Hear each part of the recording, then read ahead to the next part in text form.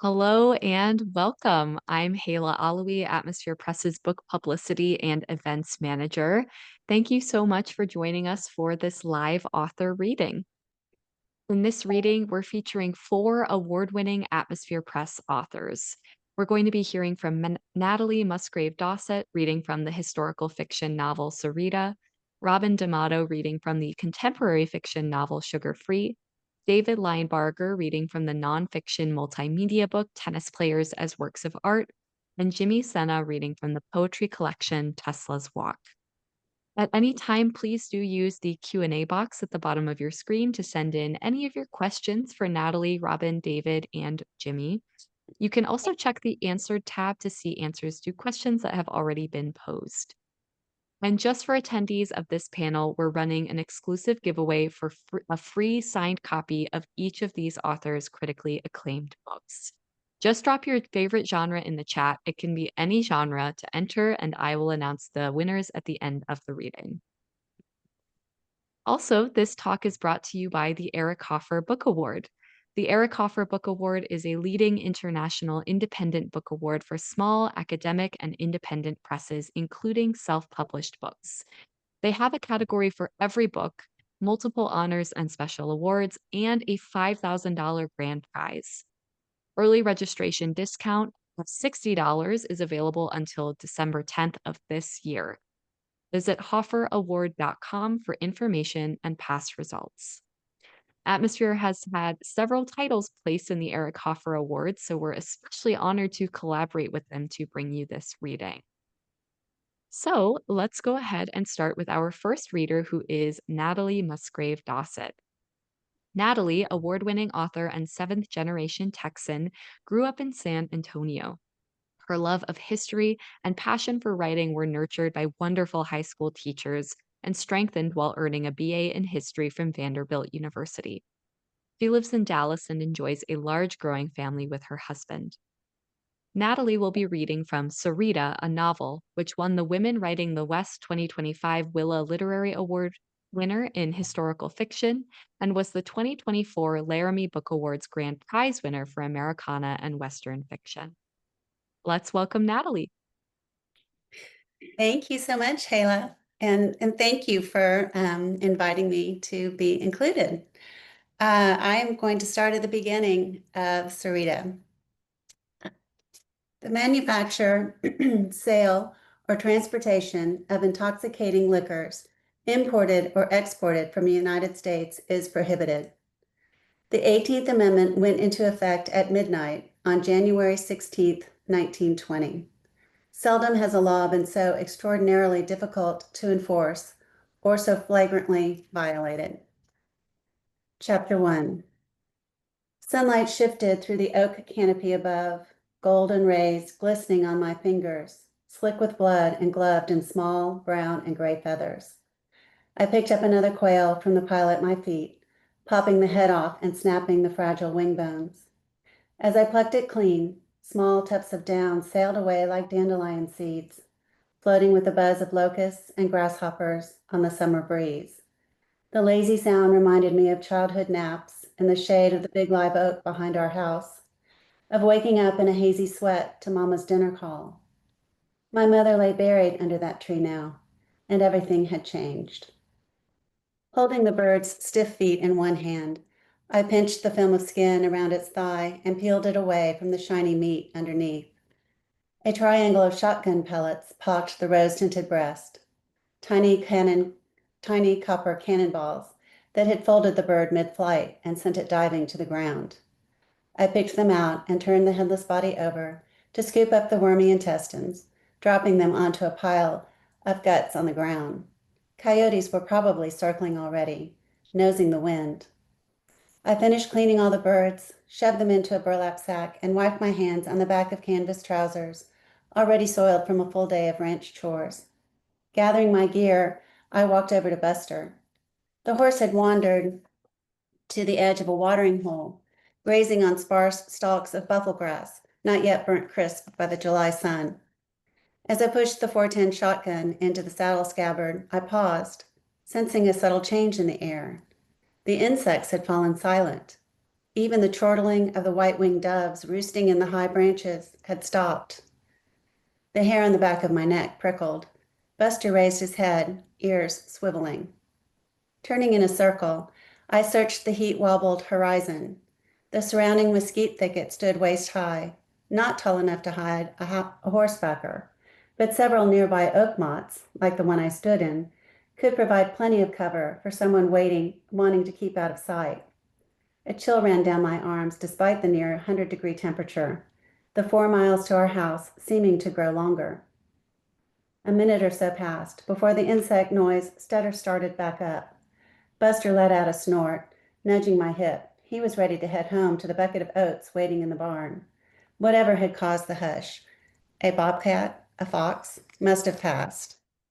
I nudged the bird sack into the saddlebags, threw the reins over Buster's head, and swung up onto his back. Tapping my heels against his sides, we moved out of the tree cover toward the road home. I tried to shake the feeling of being watched. On his morning rounds, Papa had discovered 4 cut fences and a butchered heifer way up at the north pens, which had me jumpy. He'd taken some ranch hands there to mend the holes and round up the straying cattle. Barbed wire might have put an end to the open range for livestock, but trespassers only needed a good pair of wire cutters. There had been a surge of activity over the past several months, news of some sort of trouble arriving like the hot Gulf breeze, unwanted and inevitable. The threats of cattle rustlers, bandits, and thieves had always existed, but since Prohibition had gone into effect, tequila smugglers had been added to the mix. They seemed particularly brazen, taking what they wanted as they crossed ranches north of the Rio Grande, heading to San Diego to sell their loads. I urged Buster into a gallop, zigzagging through the scrub. As we came over a small rise, my breath caught. A rider was leading an extra horse down the middle of the road. I yanked the reins back, reaching automatically for my gun, then got a better look and settled back in the saddle. My younger brother sat astride a little dapple gray horse he was breaking in. When he saw me, he pulled up. "Hey, Sarita," JJ called. His colt pranced impatiently at the end of a lead rope attached to his saddle. Twister had been JJ's payment for working a remuda of wild mustangs for the neighboring Arrowhead Ranch. He didn't go anywhere without him. He'd have let Twister sleep by his bed if Papa would have allowed it. "You headed home?" I asked, trotting up beside him. "Not yet. I need to work her a while longer," JJ replied, referring to the young mare he rode. "They want her ready for roundup next week, and she's still pretty squirrely." As if to prove him right, the Mustang skipped sideways, throwing her head up and down like an impatient child. "Whoa there, Bluebird," he soothed, patting her neck. We'd both been riding since almost before we could walk, but JJ had a way with horses. Some even called it a gift. He'd earned quite a reputation breaking wild mustangs and busting broncos even grown men had given up on. The problem was that all JJ ever wanted to do was work horses. Our father didn't mind the extra money it brought in, so long as JJ's ranch work got done, which it never did. At least not by him. His gift was my curse. "You better be back before Papa gets home," I said. "You've got chores, and I'm done covering for you." "Yeah, I know." His eyes fell on the top of the bird sack sticking out of my saddlebag. "How many'd you get?" 12 shots, 12 birds." "Guess that's supper then," he said. JJ leaned over to scratch the white star marking the colt's forehead as Twister nibbled on his leg. "You treat that horse like an overgrown puppy," I remarked. JJ grinned. "He's 100 times better than any dumb old dog." Despite myself, his love for Twister touched my heart. He'd smiled more in the 2 weeks since he'd brought the colt home than he had in the whole 2 years since Mama had died. "Must be nice messing around with ponies all day," I teased, slapping the flap of my saddlebag closed. "I, on the other hand, have got to get home and do some real work." "You got no idea what you're talking about." JJ's blue eyes scowled at me from under his dove gray Stetson. "Saddle-breaking mustangs is real work." "Real or not," I shot back, "training other people's horses has got nothing to do with our ranch, which is what you should be concerning yourself with." He rolled his eyes, as sick of this argument as I was. In my heart, I wished my father would give in and teach me the cattle operation.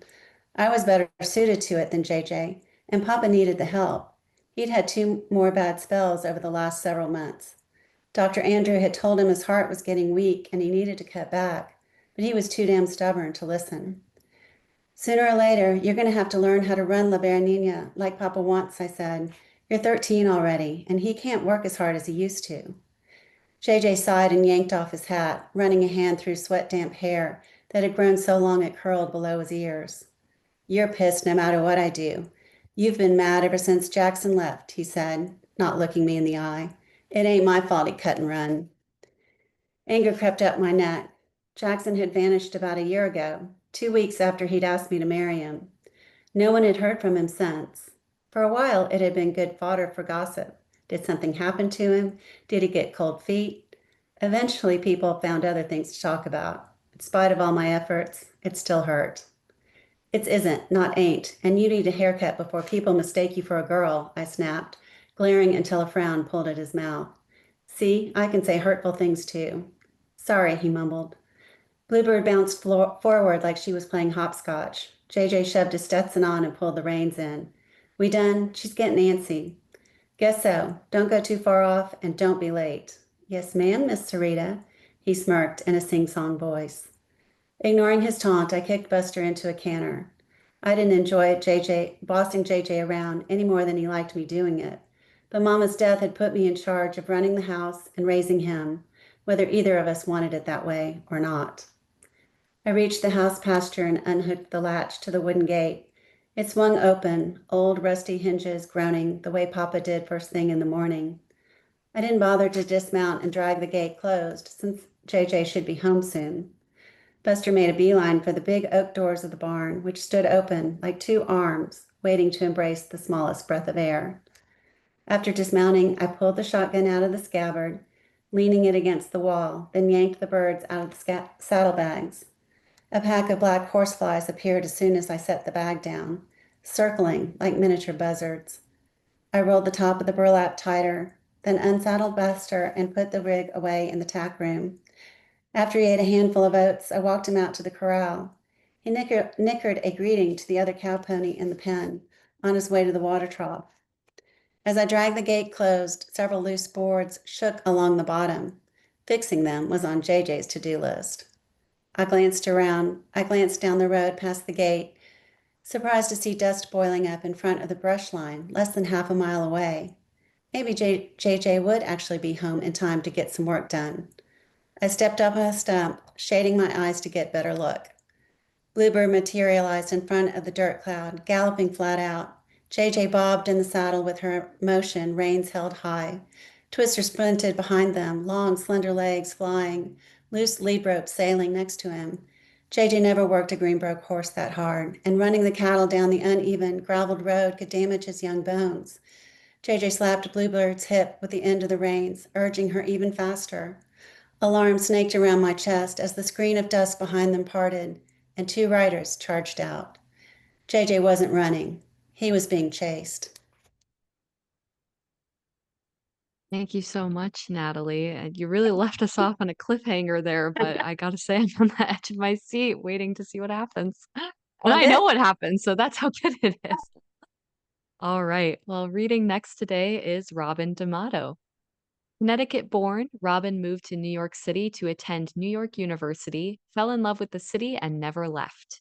He has worked in the publishing industry as a Macintosh pre-press specialist since 1984. She also spent several decades pursuing dance and choreography. Her first novel, Somebody's Watching You, won a 2021 second quarter Firebird Book Award for fiction, and her second novel, Don't Poke the Bear, was a 2023 Page Turner Awards finalist. Her current novel, Sugar Free, has recognition from four book awards: a November 2024 International Impact Book Award, third place in the 2024 International Firebird Book Awards, 2024 National Indie Excellence Award, and a distinguished favorite in the 2025 NYC Big Book Awards, all in contemporary or literary fiction categories. Robin currently lives in Manhattan's East Village with her 3,000 LP music room and her three cats. Take it away, Robin. Thanks, Hayla. First, I'm going to show the cover. Isn't it pretty? All by atmosphere. I'm going to be reading from chapter 19, so I want to do a little background real quick.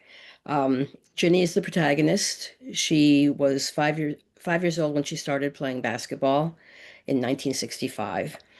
In this chapter, she's about 32. Uh, Frank is her live-in boyfriend. Asher is her older brother, and she went to college with Dash. Currently, Frank and Ginny are assistant basketball coaches at the mythical Flushing University in Queens, New York. Chapter 19.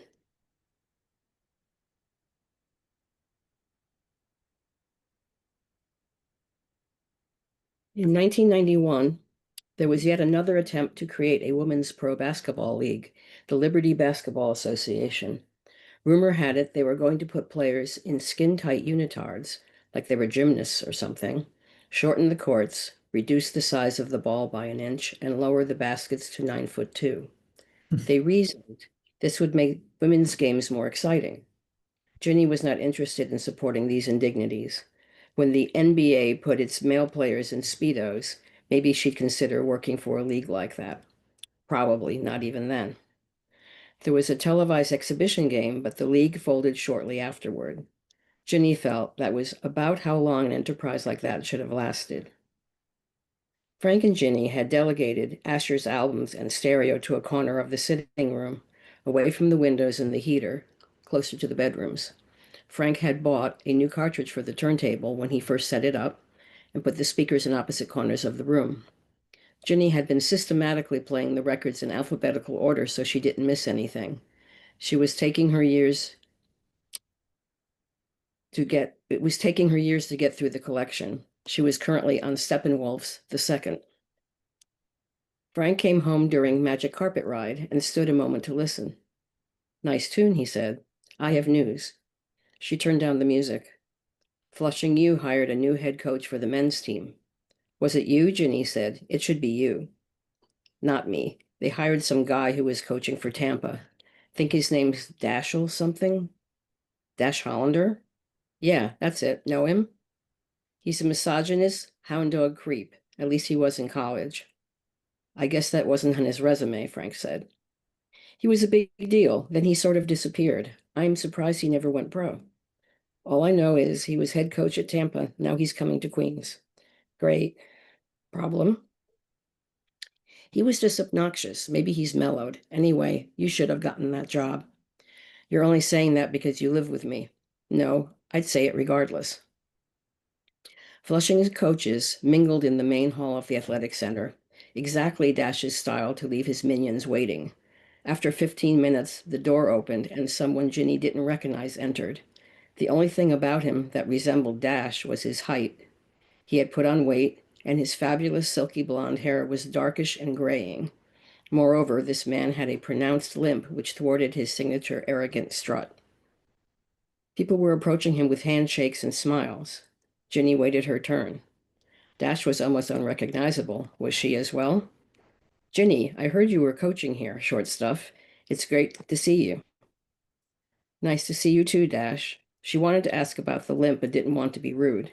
Wait, this was Dash. She could be rude. What did you do to your leg? Oh, this? Broke my ankle skiing in the February of my junior year. Blew my chances for the NBA. I probably could have tried out later, but I was too bummed to go to physical therapy. Kind of felt defeated, you know, like it was too much of a haul. I figured I probably would never fully recover. What was this she was feeling for Dash? Pity? Sympathy? Empathy? This would never do. That sucks, Dash. I was wondering why I never saw you playing pro. Anyway, welcome to Queens. I'm sure we'll be running into each other. She turned to go, and Dash slapped her butt. Yeah, you still got it, he said. And you don't, she thought, and she let her scowl be her only reaction. Ginny entered the university's athletic center, eager to do some bouncing and running, but she stopped.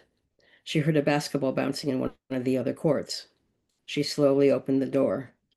Dash was shooting baskets. He could dribble, although not quickly, and he could still shoot some impressive three-pointers. Layups were not happening, just a slow approach to the basket with no jump, and then he'd reach up and put the ball in. Ginny watched for a few seconds and then loudly cleared her throat. Ginny! Dash walked to her. His limp made it hard for him to move too quickly, so Ginny met him halfway. "It's good to see you," he said. Dash bounced the ball a couple times and then nervously tossed it from hand to hand. Ginny had a thought. "How about a short scrimmage?" Ginny said. "You want to play a lame, lumpy old man?" he said. Ginny laughed. "As long as the lame, lumpy old man doesn't beat me." To take some pity on him, Ginny avoided darting in and out too much until she realized Dash was killing her with his 3-pointers. Then it was all-out war. Ginny took advantage of her layups, so it was Ginny's layup, 2 points, Dash's long shot, 3 points. It turned out the 3-pointers had the upper hand, and Dash won 21-18. "That was great, thanks, Ginny. I'll want a rematch. I look forward to it." As Ginny walked out of the building, she felt a sudden wave of sadness. Dash would certainly not want her pity, but she couldn't turn off feeling bad for him. She shook off most of it by the time she arrived home, but the feeling lingered all night. In April 1996, the NBA founded the WNBA, or one should say, they finally founded the WNBA. This league had a chance, and more importantly, were hiring. This begged the question, did Ginny want to become a professional coach? Or was she happy being an assistant coach at Flushing U? The answer was yes, she wanted to become a professional coach, and yes, she wanted to stay at Flushing U with Frank. Who could have predicted that there would ever be a professional women's basketball league, one that might have staying power? Ginny applied for several WNBA coaching jobs. At 37, she was too old to play. Frank was applying too. Maybe they would get hired by the same team. If she could land anything with the pros, that would satisfy a lot of those feelings of opportunities lost. Ginny received offers from all 3 of her favorite teams, New York, Cleveland, and Los Angeles. Frank received assistant offers from Cleveland and Charlotte, and a head coaching position from Utah. "Well, we could flip a coin." "That's unhelpful, Frank. Do you have a 3-sided coin?" He laughed. "Okay, what about this? What does your gut tell you?" "I know what mine tells me, that I should finally get my head coach position, even though it's in Utah, of all places. Might as well be Mars. But my heart tells me that if you decide to go to Cleveland, then that's where I'll go." "My heart says to go to Cleveland if you go to Cleveland," she said. "My gut tells me to stay in New York, but my gut is always telling me to stay put." "I don't think staying in New York is a bad plan for you. New York gets under your skin. If you like it here, there's no reason to leave. I would never leave if it wasn't for work, but both our hearts are saying Cleveland. How do we really feel about Cleveland?" They both looked at their laps. "I thought so," Frank said. "So that means Utah for me. What about you, LA or New York?" Ginny thought for a moment. "I have friends here, and family in Rhode Island, and then I don't think this is a hard decision. The 3-sided coin has spoken. You're going to be an assistant coach for the New York Liberty. You're going pro." They looked at each other. "We're breaking up," Ginny said. "I'm going to stupid Utah," Frank said. They took a moment to feel the full impact of their decisions. "Well, we don't have to go anywhere right away," Frank said. "Let's go out and celebrate. This is not completely sad moment." He kissed her, and after a moment she said, "Or we could stay in." They continued kissing, and he said, "The Thai place delivers." They stayed in. Thank you so much, Robin. It's a bittersweet place for us to kind of leave off there, but it's a great way to get into the book. So thank you for that. Reading next is David Linebarger. After leaving a career in music for classical guitar due to injury, David earned a PhD in English at UC Davis before becoming a professor of humanities at Northeastern State University in Oklahoma. His publications include scholarly essays on Wallace Stephen and modern music, poems in over 30 journals, and 2 small collections of poetry. His most recent book, Tennis Players as Works of Art from Atmosphere Press, has received numerous awards, including being named as one of 8 outstanding books of the year for original concept for the 29th annual IPPY Awards. His current project is a book on creative intersections between composers, their music, and the visual arts. David, the stage is yours. Great, thank you.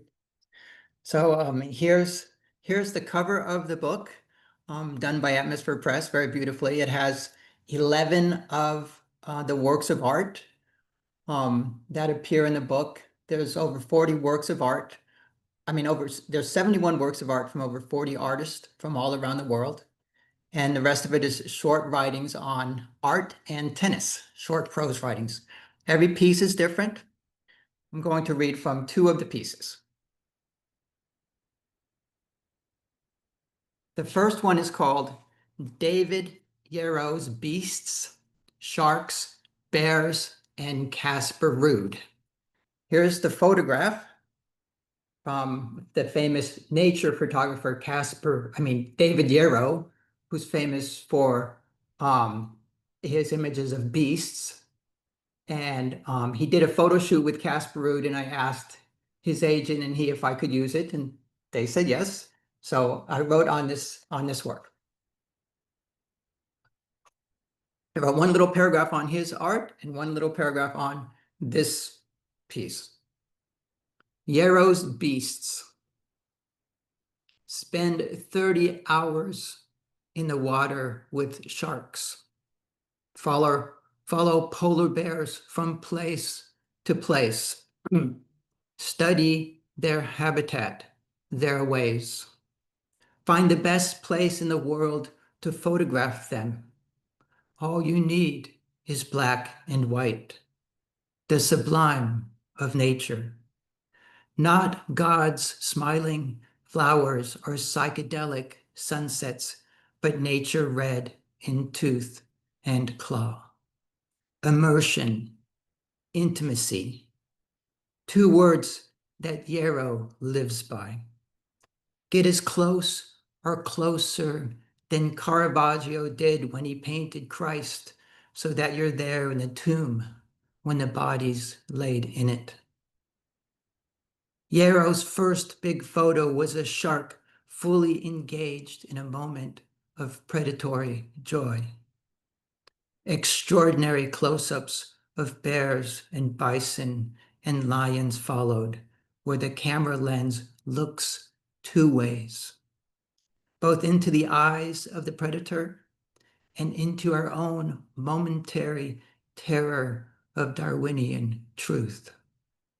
Kill or be killed, eat or be eaten, immersion, intimacy, nature. Casper Ruud as Viking. Black and white, clouds and crags, Gudvangen, Norway. Vikings emerge from the water's shadowy past of terror, half-human creatures that care little for what we or our civilization think. Ruud's animal skin cannot conceal a chiseled chest and face, a perfectly muscled core. The Vikings practiced sports with rocks and stones. Ruud would have beaten them all with that forehand of his thrown at 4,000 RPM with the accuracy and determination that could kill a man. Tennis is cockfighting for civilized people. No blood is shed, but the practice of war is the same. The forehand's the sword, the backhand's the shield. Okay, and then I'll read one more. And all the art is different, and every little prose piece is different. This is called Esther Vergere's Body. This is from a French artist, Marielle Duran. And this is a little sketch she did of Esther Vergere, who was the greatest female wheelchair player of all time. And she did pose nude for the cover of the ESPN Body issue. Esther Vergere's Body. And I mix some of her bio in with some of my own analysis of the work and my reflections on it. I'll put my hand up like that for the bio part. It's in italics in the work. I cry when I see that picture of me as a little girl, helpless and alone after the surgery, She must lie on her stomach for a week. No one told mom or dad she might need a wheelchair. Alone in the bathroom after another gold medal, I must produce for the mandatory doping test. I need a catheter to pee for the rest of my life. That's worse than losing your legs. How to feel, how to think about Esther Perger, the greatest female wheelchair player of all time, posing nude for the cover of the ESPN body issue in 2010. I love how Mariel Duran makes her blonde hair a little blonder, her eyes a little brighter, more open. Is Vergere engaging us and our thoughts? Is she looking off into the future when posing nude in a wheelchair will no longer be a big deal? I want to read Duran's portrait from where I sit now, 14 years after the fact. Or better, perhaps, a century after the fact. Women accepted, disabled people accepted, the body accepted. Bodies are bodies, nothing more, nothing less. Bodies are bodies, unless you're an athlete like Esther Perger. Injury worries, performance pressures, opponents improving faster. Gold medal time. Best thing is to hit high spinners to her. Make it hard to slice. Doesn't look impressive to all those watching, but it's what I should do to win. Why worry about how it all looks? Battle of my life.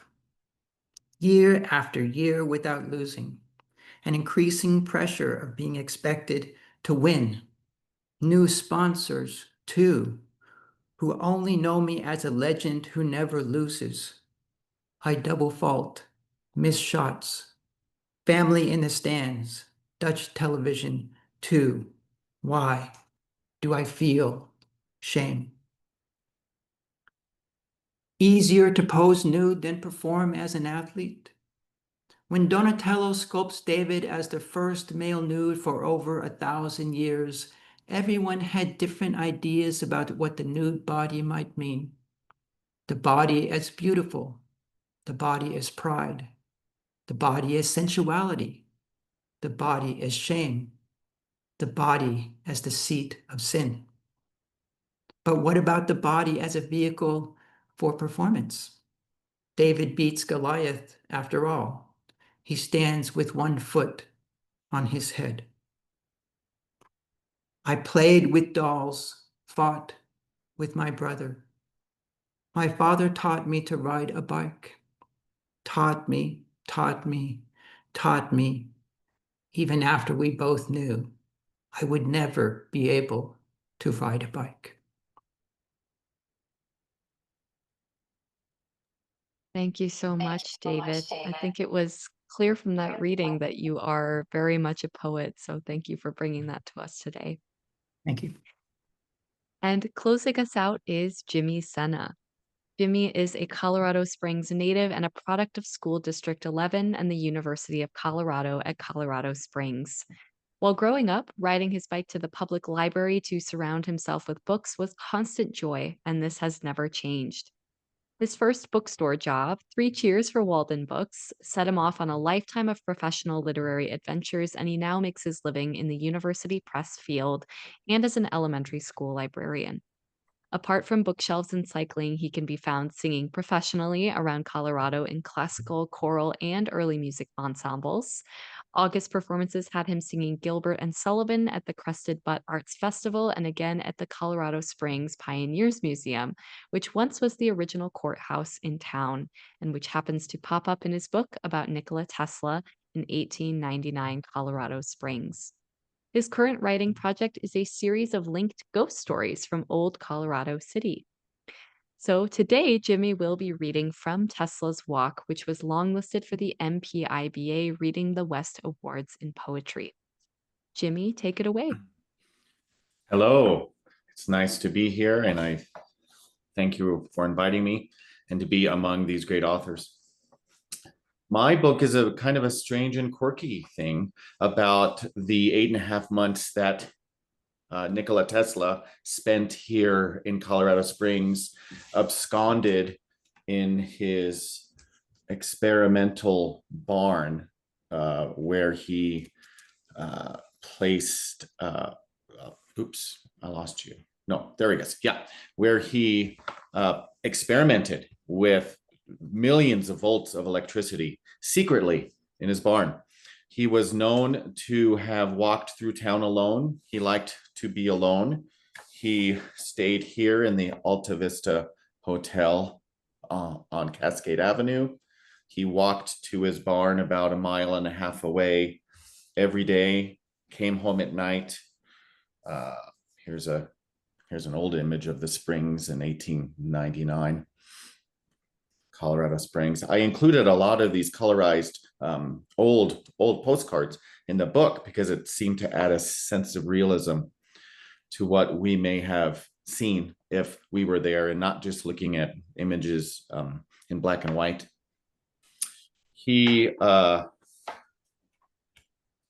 I'm going to start reading from page 126 when he's just arrived to his barn after walking through town and after having a meeting at the El Paso Club, walking through Acacia Park, down Tejon Street, along Pikes Peak Avenue, outside of town to his experimental barn,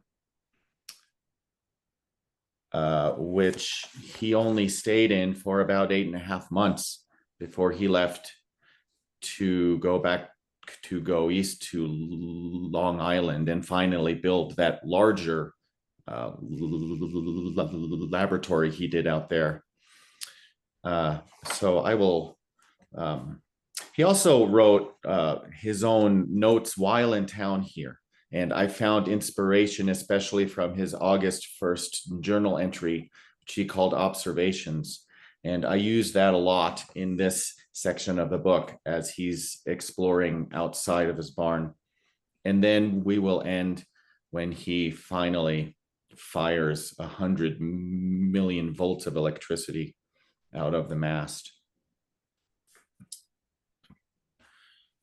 So the sun moves lower in the sky and nearer to the mountains, shining more directly through its west windows. This is his cue to go outside and observe any clouds and storms moving over the foothills. Nature toys with time in these approaching moments. He leaves the barn. He walks around it 3 times, slowly, orbiting the towering sundial as a planet linked by hope and knowledge. Shadows lengthen. Yellow light loosens with a tinge of orange. Prairie surrounds him. Tesla pauses, facing east, admiring the architecture of the Union Printer's home under 1 mile away. Not yet 10 years old. The low sunlight highlights its intricate towers and center archway, extending up and over the base of the roof. The building is bookended by 2 towers, the south one taller by far, 3 decorative roof turrets on either side of the center arch give a satisfying symmetry to it. Much further east beyond the blue horizon, Tesla follows an assemblage of enormous white clouds defined by the might of horizontal light, as white as snow, as tall as Olympus, as solid as stone, buoyant, fresh, and alive. The experimental station is not quite equidistant between the deaf and blind school and the Union Printer's home, but the abundance of space around them blurs the distance. These 3 remain alone on the eastern prairie. He walks back around to the west and faces the mountains. Although it is a clear afternoon, some thin clouds form and disperse in front of the hills. Sunlight piercing a cloud creates thin lines of dark streamers angling down to the ground, demarcating light from shadow in midair. Energy fit for transporting gods and monsters from land to sky. Light is in constant motion, slow enough to paint the inside of the mind. Brush. Begin in one color, end in another. As the sun settles lower, thin ribbons of cloud emerge from nothingness, somehow lit from within like incandescent metal. The furnace behind the mountain slowly cools as these metallic clouds sing with light. Brilliant white, then yellow, then gold of an earthen depth, then orange and blood red, then dull red and glowing coal. Luster never wanes. The last cloud fire is extinguished, leaving radiant silver to cool to iron. Here is one quote from his journals, which I left here. I interspersed a lot of Tesla's own quotes into the book. This is from his August 1st entry. The iridescent colors are, to my judgment, incomparably more intense than in the Alps. Every possible shade of color may be seen, the red and white preponderating. This accompanying the sunrise and sunset are often such that one is at the point of not believing his own eyes. This next section takes place in the barn as he goes in to talk with his assistant. Here's just one image of a primary coil inside the barn, which he constantly fired off.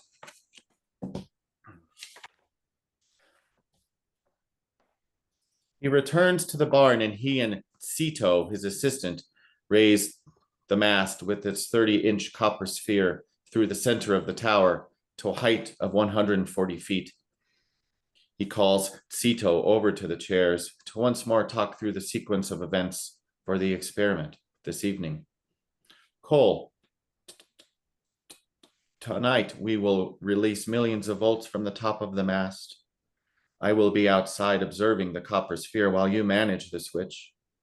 We will first engage the transformer in series of primary coils. We will next test the secondary coil by opening it for just 1 second to test the charge. You should hear crackles and snaps. We may see ambient light. When I give you the signal, I want you to close the switch and leave it closed until I give you the signal to open it. Please, you have things to plug your ears and your rubber-soled boots, yes? Cito nods in agreement and pulls cotton from his vest pocket. He offers some to Tesla with a wry corner smile, knowing full well he will refuse. They both smile and stand. Tesla moves to the office for his coat, gloves, and hat. Cito checks his bootlaces. Tesla walks outside. Pike's Peak is now a smooth, deep purple. The sky above is a smooth, deep blue, and darker the higher one looks. Echoes of slim gray clouds wisp in and out of existence. The landscape is flattened now, attention given to the first few stars, finding their place in this dry, clear boundlessness. Tesla makes eye contact with Zito and waves.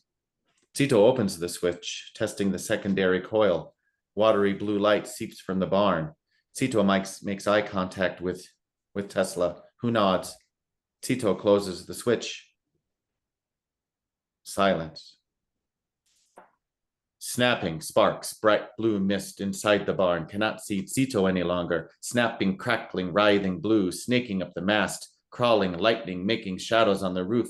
Snapping, popping, louder, smelling ozone, blue mist rolling from the barn, sparks in the grass, popping, snapping, and white blue lightning slithering up the mast, shining the underside of the copper ball and around and swallowing the copper and shooting up crack into the blue blackness, and lightning and lightning and lightning and nothing and darkness and thundering echoes returning with booming and popping and darkness.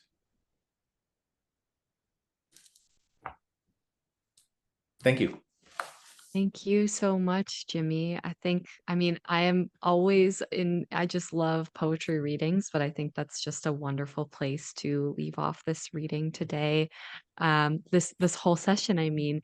So thank you so much for bringing that and giving us this space to kind of settle in and listen to those with us.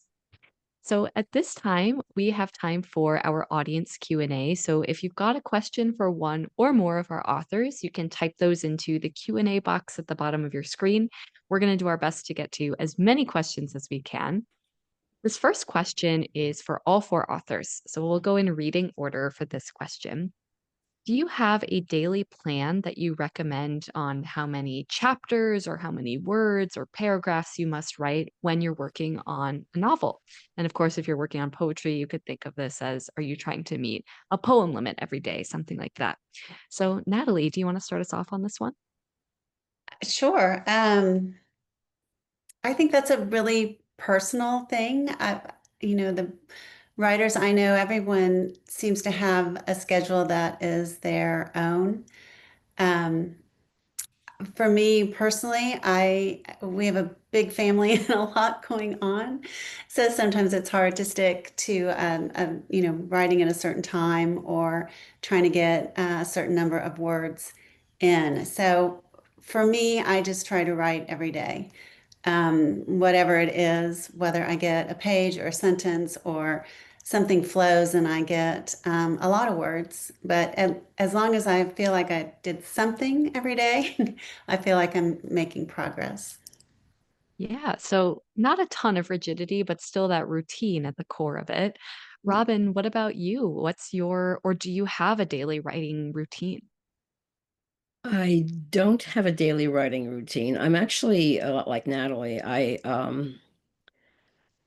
I prefer to write when I feel inspired. When I get further into the novel, though, I start writing every day. But in the beginning, when it's just inspiration and I'm trying to sort out the characters and the structure of the book and things like that, I might not write every day. I might percolate a bit. Yeah, so it kind of ebbs and flows, it sounds like, in that way. And Absolutely. David, what about you? What's your writing Yeah, routine, or do you have one? I do. Everyone's different. Luckily I'm retired now. So, and I have a period of serious writing I can do for the next 12 or 15 years or so. I get up, I write, I'm writing all day pretty much, revising, rewriting, new ideas. Um, So I don't have a page. I try to work on 4 or 5 or 6 or 7 small things all the time. And that's from poetry kind of, and I'm revising them and always thinking about new ideas and throwing them out and revising them and coming up with new ideas. Um, so, I have a lot of free time, so I do other things too. But, um, you know, for a while, I'm writing a lot. When I was working, I tried to write 2 or 3 hours a day, fit it in whenever I could. Mornings are best because no shit has happened yet. Yeah, so it sounds like it's very much a baked in part of your lifestyle, whether it, changes day to day, it's always part of it in some way. Yeah. And Jimmy, closing us out on this question, do you have a daily plan or routine that you use to write? I believe it depends on in what area of the book I'm currently involving myself in. At the moment, I'm doing a lot of research. I tend to do a lot of research first and end up down a lot of rabbit holes and trying to figure out which things to include, which things to become a creative spark. And I normally like to do that in the mornings, but I have a couple of jobs. And so it's harder to create a consistent schedule. At night, I like to read. I actually think reading is one of the most important jobs of a writer. So I always like to read. Lately, though, I'm involved in a lot of singing things. I have a lot of things to do as far as that's concerned. So I haven't read too much. I've been reading scores. I've been reading a lot of Renaissance music, honestly. So I tend to read at night. I like to write when I'm writing. I like to write, if I can, between the hours of 10 and 2, in between my morning job with books and then the afternoon job I spend in a library at a school. I like to do it that way. Over lunch, I wish I had a more concrete answer. It suits everyone specifically. And as long as you are engaged, I think any time of day is good to write. Yeah, I think, and I love that you mentioned reading as part of that routine because, at least for me too, it's such an important part of the creative process. So, and even with other media like singing and music, I'm sure that kind of informs things in some ways too. Yeah. So, our next question, again for all four authors, do you use a storyboard or some kind of visual aids when you're actually structuring your books? Robin, do you want to start us off with this one? Sure, it's easy. I don't. Um, but what I tend to do multimedia inspiration. Like I'll put the music on. A lot of my books actually deal with my record collection in various ways. Like Sugar Free has a whole bunch of early 60s music in it. Um, so visually, I don't really storyboard, but I tend to have other means of inspiration that are not writing. Totally. Yeah. I mean, I think that's totally fair. For some people it might work, and for some people other things work better. What about you, David? Obviously, you have visual aids literally in your book, visuals. So, how do those play into the structure of your book? Yeah, well, each one is the way I've been working is each one's a separate piece, right? So I have the work of art and I have the tennis player. So I do a lot of research on the tennis player and watch their matches. And then I write on both of them and I just keep writing and rewriting and rewriting and rewriting. My next, I have two projects that I'm working on right now. One is on music and art. So I'm taking some work of art and mashing it up with some piece of music. So like Jimmy, I mean, I spend a lot of time studying and researching, studying the music and studying the work of art and then writing. So there's a lot of study and research involved. And I'm not worrying that too much about structure until the end because I have a lot of short pieces. And if they don't work, I just throw them out. Hmm. So Totally. I mean, yeah, again, it's just it can kind of play in at any point in the process, yeah, right? So it's just a bunch of interesting to play. hear. Yeah, Yeah. absolutely. And Jimmy, what about you? Do you ever use any kind of visual aids to help you structure your collection?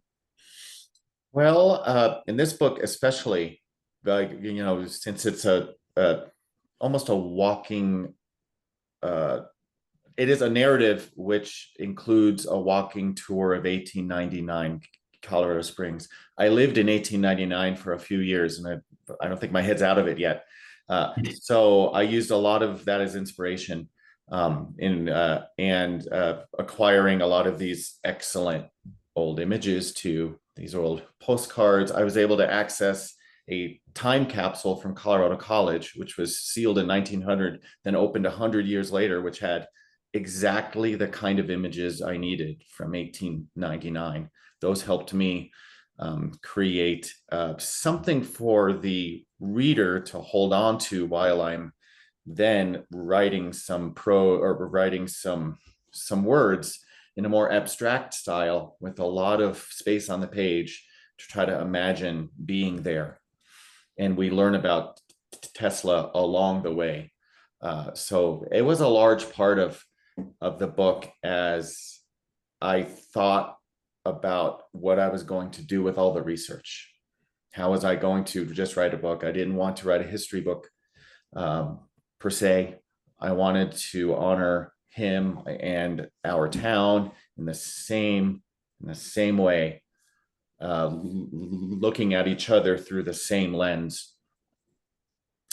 So it ended up being a nice combination of both. And honestly, it just organically arrived at that. I can't say I planned it. This is a very odd, strange, quirky book, and it just organically grew that way. Yeah, it kind of lent itself almost to that process in a way you maybe didn't even know to anticipate. So I think that's really Very true. fascinating to hear about. Yeah. Very true. And Natalie, closing us out on this question, when you're writing a novel, did you use a storyboard or some kind of visual aids to help you structure it? I wish I could say I had a big, beautiful storyboard, but I do not. Um, I envy people who can be that organized. I write historical fiction, so as Jimmy was saying, it's a lot of research, and I write notes longhand. So I have notebooks upon notebooks of notes and little tidbits that I've found and want to follow up on or want to figure out a way to get into the story. Old photographs I use a lot. I have a lot of old family photographs because Sarita takes place, it's actually based on a true story, something that happened on my family's ranch in 1923. So looking at those is inspiring to me. And also, again, in writing historical fiction, it helps with what they wore and what they looked like and what the landscape looked like.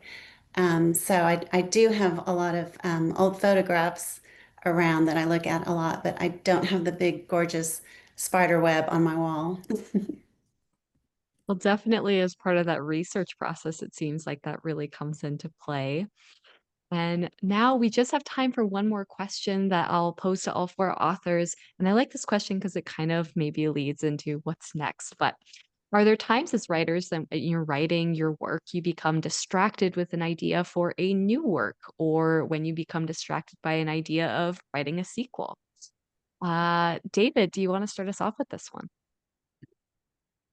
Um, yeah, I started working on this new project on composers and art, and I said, well, I had this other idea, so I've been actually working on that, and I'm leaving the other thing. I have it with a couple of friends I trust to just look at it. It's not finished yet, but so yeah, I guess I don't think of it as being distracted. I think of it as having another exciting thing to do. I'm writing love letters to my two daughters, but everyone's different, and um they're all over the place, right? Whatever I want to do with them. So yeah, I guess it's a beautiful distraction, right? Absolutely. I think that is beautiful for sure. And what about you, Jimmy? Are there times when you were writing this collection that new distractions popped into your head, new poem ideas, something like that? Yeah, I did. In fact, I like to think, we've been reading books for so long. A lot of us have been writing for so long, and some not. This is my first book, but I have written some poetry before. Um, but I find that if an idea pops back up in your head again and again from different areas of your life, those are the ones to pay attention to, and they pop in any way, shape, or form. And I think this true is another result of reading as much as you can. Your subconscious does this amazing thing in your mind, and it creates new ideas. I was I was asked to go to a high school to give sort of a career presentation about being an author. And I said, oh, heck yeah, this will be fun. I've never done this before. And as I was writing that on my iPad, a short story popped into my head, fully formed, and I couldn't believe it. So I wrote it in that thing as well. And I said that, and I read that also at the high school. I said, here's what could happen while you are doing something else. A story could pop into your head, and it's already done. And so I left that in there. So I agree. It's not always a distraction. It's more of inspiration that you can turn into a story or an article or an essay or a love letter or a poem. I'm just grateful for it, honestly. Yeah, it's like a stovetop. It has multiple burners on it, so you can, Yeah, be cooking more than one thing at a time. Natalie, what about you? Any times you've been distracted with a new idea? Absolutely. That's a whole nother notebook. That especially again when you're doing research and you find something like, oh my gosh, what I want to know more about that story, or that would be an interesting story to tell. I did about 2/3 of the way through writing Sarita. I thought, I think maybe I want to do a sequel, because the beginning of the sequel just, again, it came into my mind, the whole first scene. And I went ahead and wrote it even before I finished this one. So I think, yeah, I think that's part of the creative process is other ideas and letting those ideas kind of come in. And if you can't follow that trail right then, at least write it down somewhere so you can come back to it later. Yes, great piece of advice to make sure you keep that in your head, and don't let it go. And Robin, closing us out, anytime you've been distracted with the idea for a new book. Not for a new book, but for other parts of the book. So I might be working on a certain section and I think of something that needs to come much later or much earlier. And I might stop and actually write it because I kind of, again, follow the inspiration. And I don't throw anything out. Even if I've edited it out, I save all my, I work on a computer. I have to say, I don't, if I wrote things longhand, nobody would be able to read it, including me. But I do save everything so that I can go back to it. And I have gone back to things that I've edited out and started anew with that. Totally. Yeah, the graveyard document is an absolute essential for me as well. So I love to hear I'm not alone there. Yes. Well, that is all the questions we have time for in this reading. So thank you so much to Natalie, Robin, David, and Jimmy for sharing your work and your thoughts with us today. The next talk for today is going to be about getting your book ready for contests. Since we are hearing from award-winning work, this will help you make sure your work is award-winning as well. We're going to be hearing that from contest judge Jendi Ryder.